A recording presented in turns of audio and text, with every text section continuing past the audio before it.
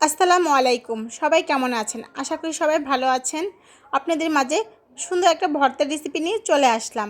আশা করি আপনাদের ভর্তার রেসিপিটা অনেক ভালো লাগবে।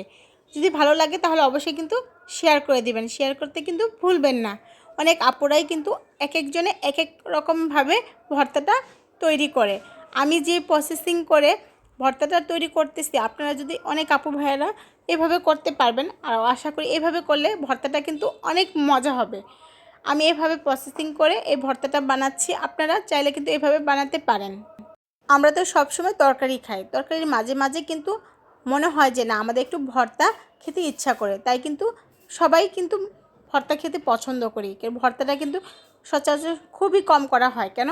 একটু ভর্তাটা করতে একটু মেয়েদের একটু কেমন জানি অলসতা কাজ করে, কিন্তু আমরা তরকারিটাই খুব সহজে রান্না করতে পারি। কিন্তু মাঝে মাঝে আমাদেরও ইচ্ছা করে যে না আমরা একটু ভর্তা করে খাবো। আমাদের থেকেও কিন্তু ভাইয়ারা বেশি রান্না পারে। কেন জানেন? অনেক ভাইয়ারা প্রবাসে থাকে, তারা কিন্তু নিজেদের রান্না করে খেতে হয়। দেখবেন তারা কাজ করতেছে, কাজ থেকে বাসায় এসে নিজে আবার রান্না করতেছে।